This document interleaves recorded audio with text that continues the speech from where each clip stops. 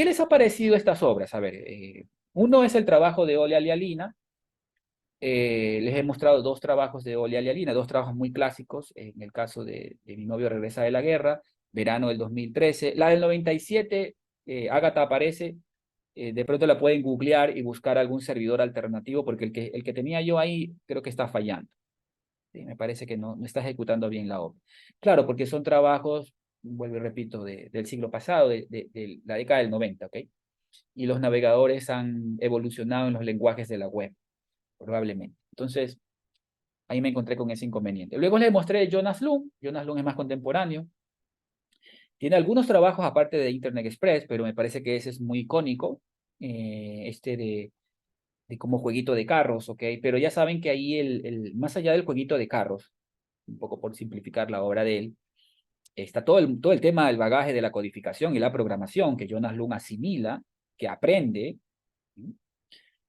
Y lo otro es su propuesta. En sí, la obra busca hacer una crítica, ¿no? Utiliza el arte como un medio para criticar, ¿no? La navegación en Internet y la publicidad y todas estas empresas grandes como Google, Apple, Amazon, las típicas empresas importantes en la web, ¿no? Entonces también Facebook, por también creo que aparecía, hace una crítica sobre estas empresas abusan de la publicidad y por ende dañan la experiencia del usuario a la hora de navegar por esta red, por esta Internet. Ese es el concepto de la carretera, ¿no?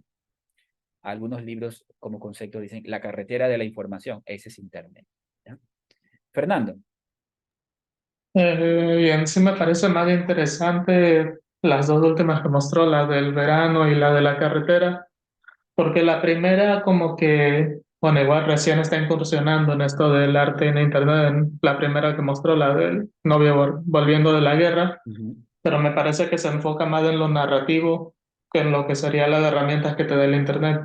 En las siguientes creo que son más como el componente principal, estas herramientas que es, por ejemplo, el ir yéndote a otros enlaces para mostrar la secuencia o el sacarlo de anuncios.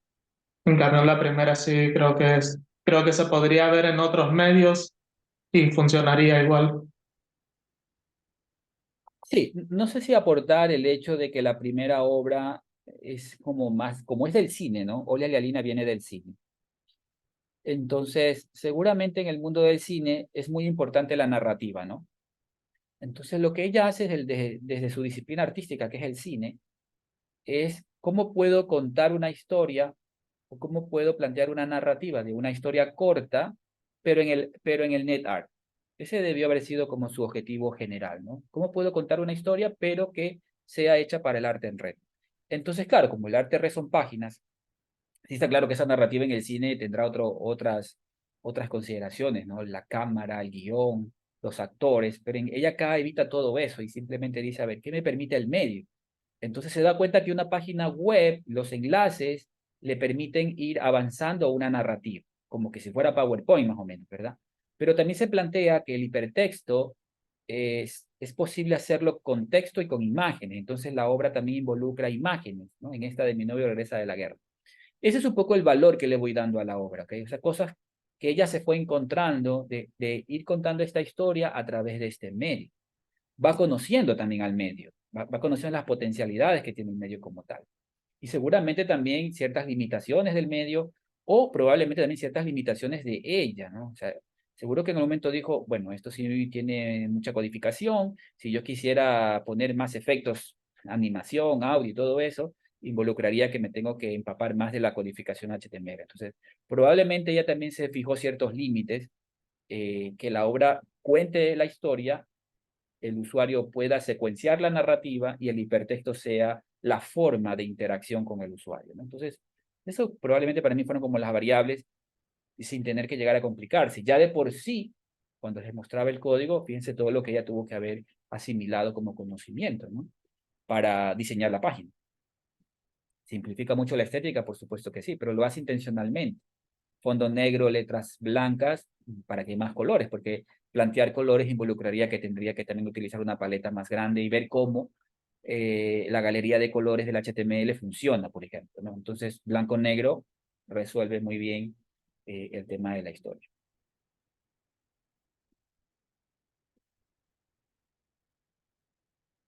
Bien, entonces chicos, miren, con estos, Fernando, a ver.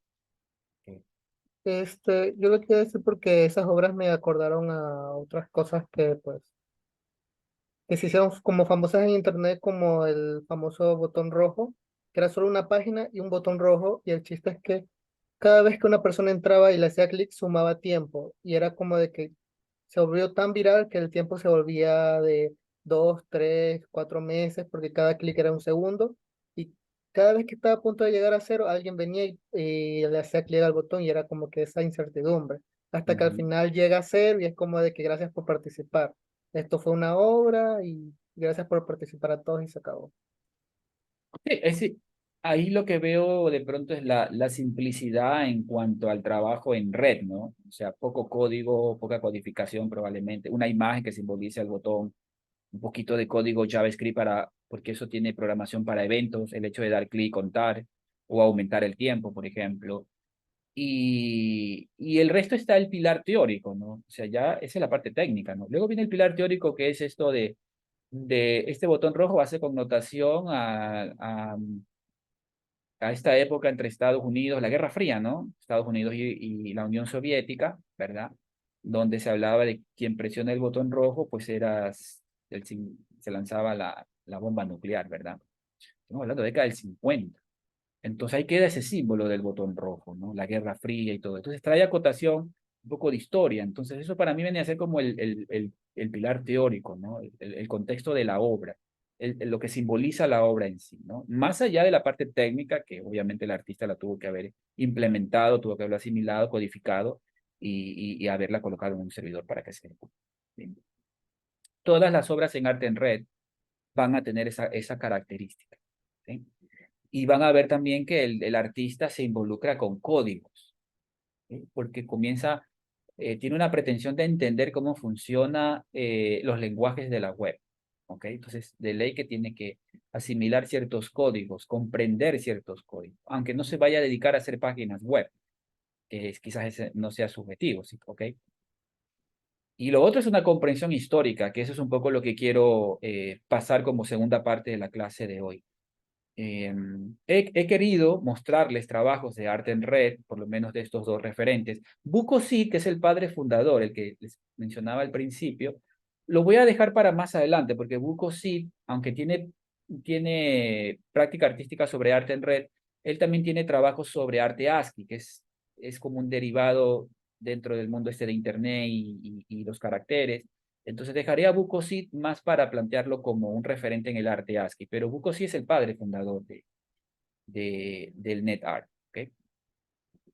Y entonces, a ver, voy a compartir pantalla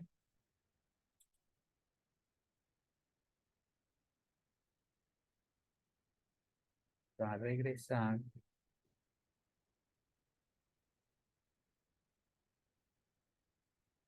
y veamos. Como el arte en red, la Internet es fundamental. Entonces, necesito que tengan una comprensión un poco más clara sobre Internet, más allá de... A ver, ¿qué pasó? ¿Me copié o no? Pero sí copié. Control C.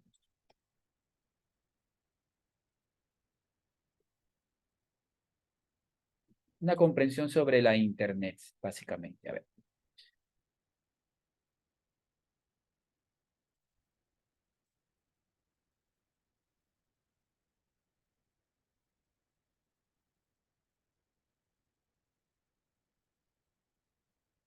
Entonces, voy a utilizar esta diapositiva,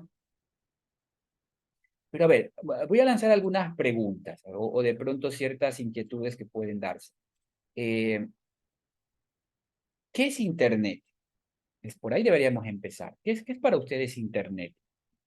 Mm, Desde el punto de vista de usuario puede ser, ¿no? Ustedes que han utilizado el Internet para muchas cosas, ¿sabes? Para revisar su correo electrónico, no sé, para entrar a redes sociales, ¿no? Para Instagram, para Facebook, para YouTube, por ejemplo, ¿ok? Es verdad que Internet también está ya en otros dispositivos, eh, o sea, algunos a lo mejor consumen Internet desde un celular, desde una tablet, tal vez algunos desde no sé, teléfono inteligente, ¿verdad? Desde un smartwatch, o sea, desde un reloj inteligente también, ¿ok? Bueno, todo eso tiene acceso. Hoy en día también inclusive una refrigeradora se conecta a internet, por ejemplo, ¿no? LG tiene algunas versiones, el mismo televisor, que ahora se lo conoce como Smart, porque precisamente trae una serie de apps y también se conecta al internet, ¿no? Ya no solamente la computadora, la de los 90, por ejemplo, ¿no? Era la que se conectaba a internet. Sucede que ahora hay muchos dispositivos que se conectan a internet. Entonces, ¿qué es el internet? No sé si alguien de pronto quisiera, no es lección, pero desde su punto de vista, ¿qué consideran que es el internet? ¿Qué les decían, por ejemplo, su profesor de informática? Profe, que puede Dígame. ser una red de información Una red que proporciona información a que través de la proporciona web. información. Entonces, Ujú. ponemos ahí, ¿eh? Red, información, ¿sí? ¿Qué más? ¿Qué más consideran a internet? Una herramienta. Como una herramienta. Claro, por toda la diversidad que tiene, ¿no? Eh, Me haces pensar en Google Docs, por ejemplo, ¿no? O sea, en Google Docs tengo como un procesador de texto, una hoja de cálculo. Es una herramienta de Pero, trabajo. o ¿Qué sea, más? más que una red serían varias redes interconectadas. O sea, creo que la misma palabra lo dice, eh, que eso es lo que te permite, creo que tanta variedad en el Internet. O sea, desglosando la palabra, ¿no? Inter y net. Net es red, obviamente, en inglés, ¿no? Interred, o sea, redes interconectadas, ¿verdad? Sí, literalmente traducimos al español. Sí, puede ser. ¿Y cómo creen que están? A ver, seguramente a ustedes, si les pregunto cómo les llega el internet, seguramente pues todos dirán, bueno, a mi casa llega con un router, ¿verdad? Hay un proveedor de internet que pone un router en mi casa y el router tiene antenitas para el Wi-Fi y también tiene cableado, por ejemplo, ¿no? Hay un cable ahí que se tiene que poner a las computadoras, perfecto. Y seguramente su router su router se conecta, o sea, sale de su casa al poste, al cableado que se mezcla con la luz, porque ahí el proveedor seguramente ha puesto un cable negro, un cable coaxial típicamente, y eso llegará a algún lugar que es como un servidor, ¿verdad? Bien. O sea, llegará a los servidores de TV Cable, a los servidores de Claro, a los servidores de Telconet, o sea, a estos proveedores que les compramos internet, ¿no? Netlight, ese tipo de cosas. Ok. Em, ¿Y cómo está conectado, por ejemplo, América con Europa? O África con Europa, Asia, ¿no? Por ejemplo, por el lado de Japón, ¿no? ¿Cómo se conecta el mundo ahí? O sea, no sé si lo tengan claro. Puedo descifrar cómo me conecto yo a mi proveedor, ¿no? Con mi router ahí tira un cable, el cable va al poste, el poste se va a ese cable coaxial negro que tiene el proveedor y de ahí tendrá que llegar a alguna central y de la central viaja por las diferentes calles hasta llegar a un lugar donde el proveedor tiene servidores que son los que reparten la internet, ¿no? Hasta ahí está bien. Pero sucede que yo puedo, por ejemplo, entrar a Google y Google es un servidor que está en Estados Unidos. Entonces me pregunto, ¿cómo llega ese cable hasta Estados Unidos? El servidor está en Estados Unidos. No es conexión satelital, creo que Vamos a, no. vamos a ponerlo ahí, a ver, opción uno, ustedes miran, bueno, puede ser con satélites, ¿verdad? Hoy en día eh, hemos lanzado un montón de satélites desde aquel Sputnik, el primer satélite que Rusia lo lanzó, ¿no? En 1958 Rusia lanza el Sputnik, bueno, la Unión Soviética en ese entonces, ¿no? Lanza el Sputnik y a partir de ahí pues ya comenzamos a tener muchos satélites, ¿ok? Hoy en día se siguen lanzando más satélites, ¿eh? Por ejemplo, SpaceX lanza su red Starlink y lanza de a 20, 60 satélites en sus lanzamientos con SpaceX, por ejemplo, ¿ok? Entonces, este magnate Elon Musk que de alguna manera quiere dar servicio satelital a través de Internet. Entonces dejaré como opción, bueno, los satélites. ¿Qué más? ¿Qué más se les ocurre? ¿O solamente serán los satélites de esta internet, de esta red interconectada, ¿no? Traducida literalmente? Porque no puede ser por cable, o sea, lanzamos un cable desde América del Norte a Europa, por ejemplo, por el mar, o a Ecuador. ¿Cómo llega a Ecuador el Internet? O sea, ¿cómo Ecuador está conectado al mundo con Internet? Un satélite tiene Tengo que... el guión en mi cabeza. Por las antenas. Antenas satelitales también con Ecuador, ¿sí? Porque hay televisión satelital, ¿no? Por ejemplo, se me viene a la mente DirecTV, por ejemplo, ¿no? O sea, DirecTV manda su señal con un satélite y tenemos que tener una antenita en casa apuntando a cierta dirección, porque ahí es donde el satélite está mandando su señal, ¿no? Entonces, claro, así nos llega la data de televisión satelital, ¿verdad? Televisión por cable es diferente porque la televisión por cable, como su nombre lo indica, el proveedor ha cableado zonas, ¿verdad? Y reparte la televisión a través del cable. Típicamente, pues TV cable, por ejemplo, ¿no? Y, pero a ver, aquí les voy a mostrar un poco de cómo funciona. Y sucede, chicos, que no usamos los satélites específicamente para conectar zonas más lejanas.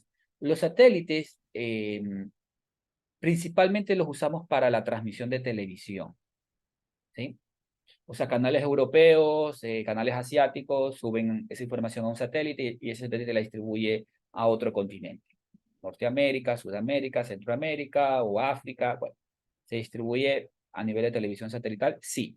Pero a nivel del Internet, eso no funciona muy bien. Aparte que hay un problema con el tema del satélite y es la latencia. La latencia, chicos, es el retardo que hay entre que la información sube al satélite y luego tiene que bajar. Les voy a poner un buen ejemplo. Los juegos en línea. Un juego en línea vía satélite sería impensable porque estamos hablando más o menos entre 2 a 3 segundos de retardo.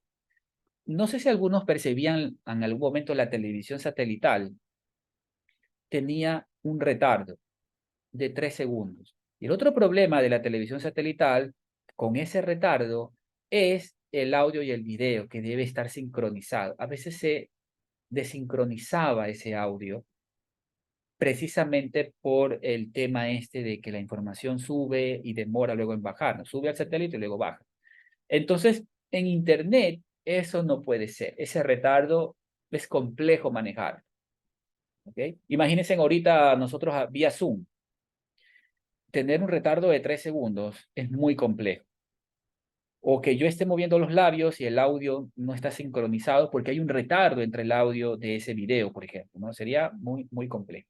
Entonces, a ver, la solución que se crearon los ingenieros para todo esto es cables submarinos. Es decir, hemos cableado el planeta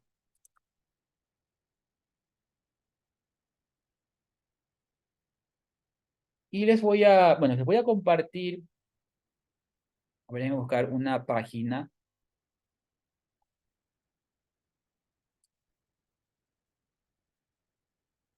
Con esos cables submarinos. A ver, cables.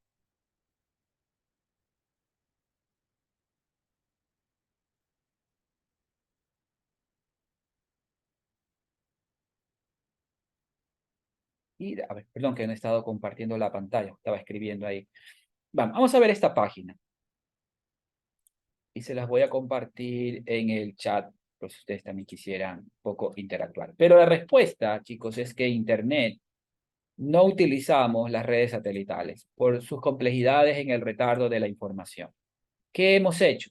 Hemos cableado la Tierra. Eso es lo que hemos hecho. Y la venimos haciendo desde la década de, bueno, desde el telégrafo, desde que se implantó la primera línea del telégrafo, ¿ok? Pero a nivel de redes de datos, la década del 60, 70, 80 es cuando comenzamos a tirar todos estos cables. Entonces, miren más o menos ahí el mapa, ¿verdad? Y yo aquí puedo acercarme, ¿sí? Para ver por dónde van esos cables. Van por debajo del mar, ¿ok? Sí, van por debajo del mar. Entonces yo aquí puedo revisar a Ecuador. ¿Cómo se conecta a Ecuador al mundo? O sea, a esta internet global. Y sucede que Ecuador tiene 4 puntos de conexión. Tenemos, vamos a decir, 4 cables submarinos a los cuales nos conectamos. Uno está en Manta, como ustedes ven aquí. Miren, este está en Manta. Y los otros están en Santa Elena, aquí. Miren, Punta Carnero, Ancón y Salinas. Ahí están. Y a partir de esos cables, nos conectamos a otros cables principales que se han puesto. Por ejemplo, miren, por ejemplo, cómo está conectado las Islas Galápagos, ¿sí ven? ¿Cómo le damos internet a las Islas Galápagos? No por satélite. Hay un cable que une estas islas y luego otro cable que viene acá a Manta, ¿sí ven? Así le damos internet. Y de aquí de Manta, porque claro, aquí hay otro cable que se conecta a otro cable, digamos, principal, ¿sí ven? Acá por Panamá y así. Nosotros antes estamos conectados a este cable verde, que es el del Pacífico, este que está aquí, el SAN-1, este es el cable del Pacífico, es el cable submarino del Pacífico, ¿sí? Que se puso hace algunos años atrás. Fíjense cómo los países se conectan a Internet. Ahora, ¿qué sucede aquí? Que aquí debe haber algún proveedor principal que es el dueño de estos cables.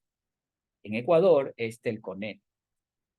¿Sí? Este de aquí, estos 4 puntos fueron financiados por Telconet. Hay algo del gobierno, pero digamos que Telconet es el dueño de estos cables, ¿ok? Por eso la frase de Telconet es proveedor de proveedores. Usted no contrata internet con Telconet. Las que contratan con Telconet es un proveedor. Es decir, mire lo que le voy a contar ahorita. Cuando usted tiene internet con Xstream, realmente el proveedor al cual usted está conectado es Telconet. Porque lo que hace Xstream es contratar una conexión a los cables que tiene Telconet para conectarse a los cables submarinos. Así de simple.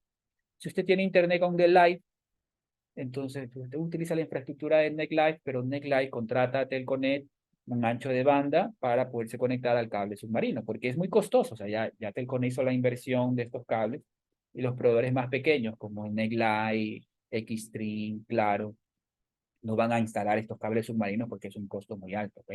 Entonces contratan ese servicio a Telconet. Y así ocurre en cada país. Algo curioso, por ejemplo, cuando nos dicen África no tiene internet. No, no es que África no tiene internet, África sí tiene internet. Miren cuántos cables, no solamente uno.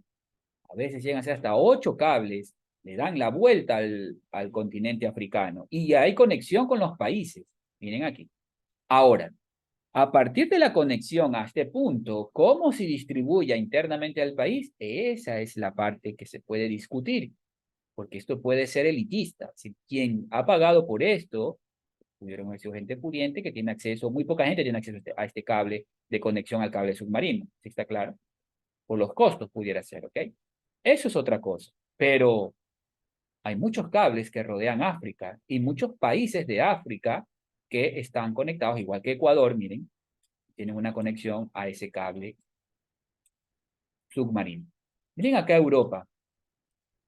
Ahora, ¿y quiénes financian la puesta de estos cables? ¿No? Porque acá está Telconet, pero Telconet no paga por... o sea, Telconet no fue el que puso el cable submarino, el verde, no. Telconet paga...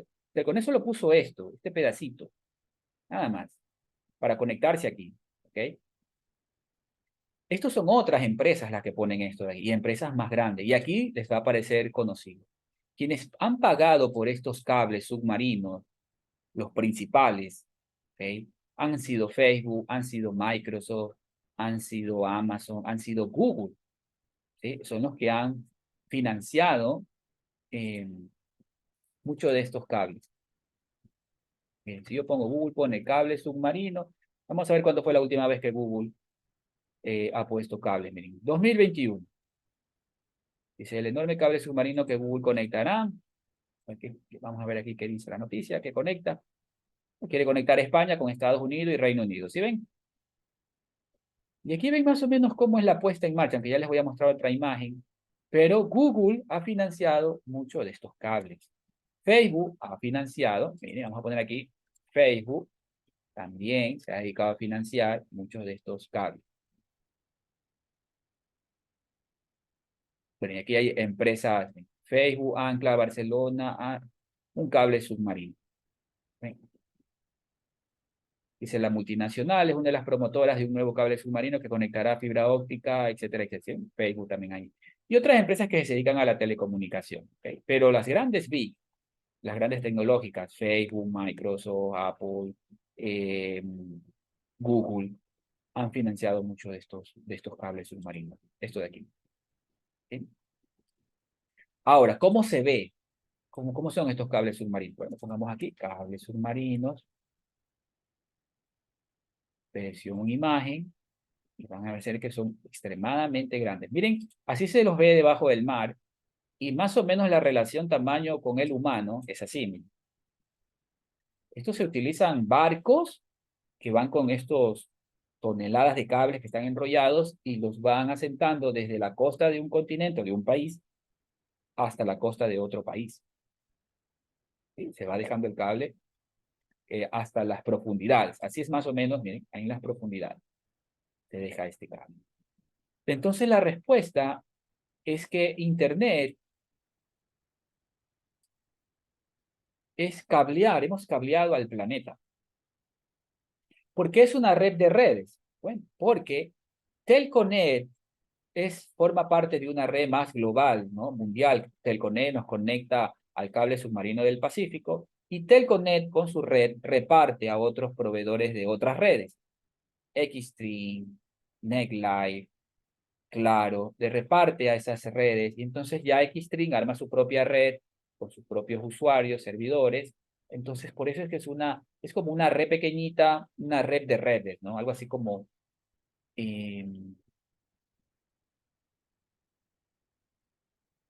¿cómo se le llama en esto de las artes gráficas?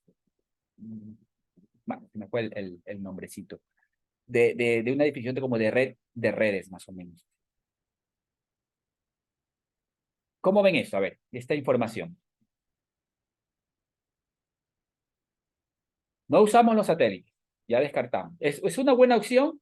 Sí, pero les he puesto la desventaja del satélite, que hay un tiempo de retardo que es inmanejable para Internet. Ahora, eso no significa que no haya Internet satelital. Sí lo hay, chicos. Es la Internet más costosa. Y debido a esos costos es que tampoco es viable distribuirla al usuario final. ¿Sí? Inclusive hay telefonía celular satelital, que es muy costosa, o sea, porque su celular no utiliza un satélite, su celular utiliza una red celular de base celular, una cobertura que tiene la proveedora de su telefonía, por ejemplo. ¿Okay? Entonces, pero por eso es que hablamos de cobertura. ¿Sí? Usted puede estar en un punto del Ecuador donde no hay cobertura. ¿No hay cobertura qué significa? No hay una antena cerca, entonces usted no tiene cobertura, no tiene conexión. Entonces, ahí le demuestro que la telefonía celular no es satelital. Necesita usted estar cerca de una antena. Y esa antena conectada a otra antena. Y esa otra antena conectada a otra antena. Y así para poder llegar al proveedor, al servidor central que maneja las comunicaciones. Estamos de acuerdo, ¿ok? Y si usted está en la mitad del Sahara, usted no tiene cobertura. Por ende, usted puede tener un celular en el desierto del Sahara, pero nadie lo va a poder llamar ni usted va a poder llamar. Pierde señal. No hay señal, mejor dicho. ¿Sí? Pero sí hay teléfonos satelitales, claro que sí. Es un servicio muy costoso, muy elitista, donde es muy exclusivo ese teléfono, recepta señales satelitales, como la antenita de DirecTV, más o menos así, está equipado con ese tipo de cosas, pequeñito obviamente, y que utiliza un satélite para la comunicación, con el retardo que les digo, pero funciona. Básicamente así, ¿ok?